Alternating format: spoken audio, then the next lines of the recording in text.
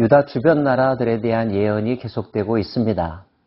암몬, 모압, 에돔, 블레셋, 두로, 시돈. 사실 이 나라들은 크기에 있어서나 국력에 있어서나 유다와 크게 차이가 나지 않습니다. 하지만 지금 등장하는 나라는 그 사이즈가 이제까지 나라들과는 전혀 다릅니다. 북동쪽에서 밀려오는 바벨론과 맞서 싸울 정도의 대제국이죠. 바로 이집트입니다. 열지해 열째 달 12째 날에 여호와의 말씀이 내게 임하여 이르시되 인자야 너는 애굽의 바로 왕과 온 애굽으로 얼굴을 향하고 예언하라. 기억하시는 분은 두로에 관한 예언이 11번째 해라고 기록되어 있고 26장부터 수록되어 있다는 사실을 알 것입니다. 그런데 오늘 29장은 장수는 그 뒤이지만 예언을 받은 시점은 10번째 해라고 되어 있습니다. 두로에 관한 예언보다 1년 더 먼저 받은 사건이라고 이해하시면 됩니다. 하나님은 이집트에 대하여 어떤 생각을 가지고 계셨고 이집트를 어떻게 다루실까요? 먼저 이집트가 하나님 앞에서 보인 잘못된 점을 지적하십니다. 애굽의 바로 왕이여 내가 너를 대적하노라. 너는 자기의 강들 가운데 누운 큰 악어라. 스스로 이르기를 나의 이 강은 내 것이라. 내가 나를 위하여 만들었도다 하는도다. 이집트의 큰 강하면 누구나 나일강을 떠올릴 것입니다. 나일강의 큰 악어라는 표현으로 이집트의 최고 통치자 바로를 상징적으로 표현하고 있습니다. 근데 이 바로가 가지고 있는 생각 하나가 있었는데요. 그것은 그가 창조주로 자기를 인식하고 있었다는 것입니다. 나일강은 이집트의 젖줄이라고 알려져 있죠. 이집트의 산업과 경제 모든 활동의 근간이 되는 강입니다. 바로는 그 강을 자기 것이라고 말하고 그 강을 자신이 만들었다고 이야기합니다. 백성들 앞에 자기가 최고의 신이며 창조주라고 가르치고 쇠뇌시키고 있었던 거죠. 진짜 창조주이신 하나님의 마음이 어떠할까요? 하나님은 바로가 주권자가 아니며 창조주가 아님을 이렇게 가르쳐 주시겠다 하십니다. 내가 갈고리로 내 아가미를 꿰고 너의 강의 고기가 내 비늘에 붙게 하고 내 비늘에 붙은 강의 모든 고기와 함께 너를 너의 강들 가운데 끌어내고 너와 너의 강이 모든 고기를 들에 던지리니 내가 지면에 떨어지고 다시는 거두거나 모으지 못할 것은 내가 너를 들짐승과 공중의 새의 먹이로 주었음이라. 그렇게 되면 알겠죠. 아하, 악어가 별게 아니구나 라고 말이죠. 바로가 신이 아니라는 사실을 깨닫게 하겠다는 것입니다.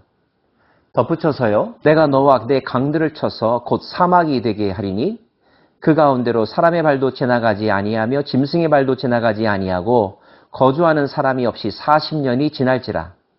내가 애굽 땅을 황폐한 나라들 같이 황폐하게 하며 애굽 성읍도 사막이 된 나라들의 성읍같이 40년 동안 황폐하게 하고 애굽 사람들은 각국 가운데로 흩으며 여러 민족 가운데 해치리라. 강물이 사막되게 하시겠답니다. 인간적으로는 불가능해 보이는 일이죠. 그런데 그렇게 만드심으로써 강물의 왕의 권위를 땅에 떨어뜨리고 바로가 아무것도 아니라는 것 깨닫게 하시겠다는 뜻입니다. 사실 이집트 백성들에게 그들이 섬기는 신, 그들이 숭앙하는 왕이 아무것도 아니라는 것은 역사적으로 일찍 검증된 바가 있습니다. 바로와 모세 사이에 있었던 10가지 대결을 알고 계시죠? 10가지 재앙으로도 알려져 있는 그 사건, 피, 개구리, 이, 파리 이런 등등의 재앙들은 사실 이집트 사람들이 신으로 숭배하던 것들이었습니다. 그런데 그 신들이 하나님에 의하여 움직여지고 하나님에 의하여 초토화되거나 하나님에 의하여 그 땅에 오히려 재앙을 내리는 것을 보게 되면서 이집트 사람들은 인정할 수밖에 없었죠. 그들의 신은 참된 신이 아니라는 것. 자신들이 섬기는 신보다 더 강력한 위대한 신이 계시다는 것을 일찍이 배운 적이 있습니다. 그들은 다시 한번 그들의 신이 거짓 신이라는 것을 배울 수밖에 없는 현실에 직면하게 된 것입니다. 이러한 교훈은 이스라엘 사람들을 위한 것이기도 했습니다. 사실 이스라엘이 아수르와 바벨론의 침략을 받으면서 살아남기 위하여 여러 가지 방법들을 찾았는데 그 방법 가운데 하나는 이집트의 힘을 빌어서 아수르나 바벨론과 맞서 싸우려 했던 것입니다. 그러나 하나님은 이집트가 그들의 지팡이가 될 수 없다고 말씀하십니다. 애굽의 모든 주민아 내가 여호와인 줄 알리라. 애굽은 본래 이스라엘 족속에게 갈대 지팡이라. 그들이 너를 손으로 잡은즉 내가 부러져서 그들의 모든 어깨를 찢었고 그들이 너를 의지한즉 내가 부러져서 그들의 모든 허리가 흔들리게 하였느니라. 갈대 지팡이가 누구를 지탱하게 할 수 있을까요? 갈대 지팡이가 어찌 짐승들을 내쫓을 수 있을까요? 아무런 도움이 되지 못한다는 것입니다. 그럼에도 불구하고 어리석은 이스라엘 민족 유다 백성들은 이집트를 의지하여 자신들의 문제를 해결하려고 했었죠. 그들이 해야 할 일은 도망하고 타인을 의지하는 길을 찾는 것이 아니라 그 자리에 무릎 꿇고 하나님의 심판의 의미를 받아들이고 회개하고 바른 길로 돌아서는 것이었음에도 불구하고 그들은 그렇게 하지 못했습니다. 하나님은 이집트를 흩으신 후에 40년 만에 다시 모을 것이라고 말씀하십니다. 그러나 다시 모였을 때는 전과 비교하여 너무나 보잘것없는 자그마한 나라가 될 것이라고 이야기하십니다.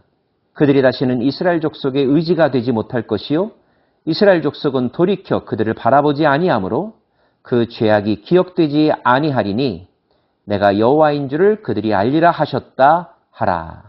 사람들에게 착각이 되는 존재, 마치 모든 문제를 해결해 줄 것 같이 혼란을 주는 존재, 더 이상 이집트를 그렇게 만들지 않겠다고 하십니다. 이스라엘도 이집트를 의지해서는 안 된다는 것을 깨닫게 하시겠다는 것이 하나님의 계획입니다. 여러분의 이집트는 어디일까요?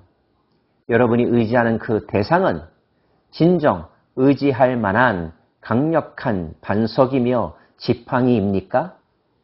혹시 착각하여 주지 않아도 되는 마음을 주고 쏟지 않아도 되는 에너지를 쏟고 계시지는 않습니까? 이집트가 아니라 하나님을 바라보기를 원하고 이집트가 아니라 하나님을 의지하는 인생 되기를 원합니다. 그러면 그 이집트는 언제쯤 망하게 될까요? 이 계시를 본 지 약 17년여 정도가 지난 후입니다. 27째 해 첫째 달 초하루에 여호와의 말씀이 내게 임하여 이르시되 인자야 바벨론의 느부갓네살 왕이 그의 군대로 두로를 치게 할 때에 크게 수고하여 모든 머리털이 무지러졌고 모든 어깨가 벗어졌으나 그와 그 군대가 그 수고한 대가를 두로에서 얻지 못하였느니라. 두로도 결국 바벨론에 의하여 점령당한다는 것 이미 살펴보았죠. 하지만 요새였던 두로의 정복은 쉽지 않았습니다. 자그마치 13년 동안이나 공격이 이어졌었다고 합니다. 13년 만에 공격으로 두로를 차지했지만 두로에서 건질 만한 어떤 전리품도 남아있지 않았다고 합니다. 놀랍게도 하나님은 두로에서 얻지 못한 전리품을 이집트에서 얻게 하겠다 하십니다. 그러므로 주 여호와께서 이같이 말씀하셨느니라 내가 애굽 땅을 바벨론의 느부갓네살 왕에게 넘기리니 그가 그 무리를 잡아가며 물건을 노략하며 빼앗아갈 것이라. 이것이 그 군대의 보상이 되리라. 그들의 수고는 나를 위하여 함인즉 그 대가로 내가 애굽 땅을 그에게 주었느니라. 주 여호와의 말씀이니라. 바벨론이 수고하였다는 말은 하나님의 심판의 도구로 바벨론이 쓰임받았다라고 하는 뜻입니다. 그날에 나는 이스라엘 족속에게 한 뿌리 돋아나게 하고 나는 또 내가 그들 가운데서 입을 열게 하리니 내가 여호와인 줄을 그들이 알리라. 한 뿌리란 모든 심판이 지나가고 난 다음에 새롭게 시작할 하나님의 백성, 하나님의 민족의 지도자, 메시아를 예언하는 말씀입니다. 오늘 말씀은 자기를 창조주인 양 행동하고 모든 문제를 해결해 줄 것인 양 거짓 구원자 역할을 하는 자들에게 하나님이 어떻게 심판하실지를 보여주는 예표라고 볼 수 있습니다. 사랑하는 여러분, 착각하지도 말고 다른 사람을 착각하게 만들지도 마십시오. 우리는 전능자가 아니며 구원자가 아니며 창조주가 아니랍니다. 오직 하나님만이 창조주이시며 구원자라는 사실 잊지 마십시다. 기도합시다.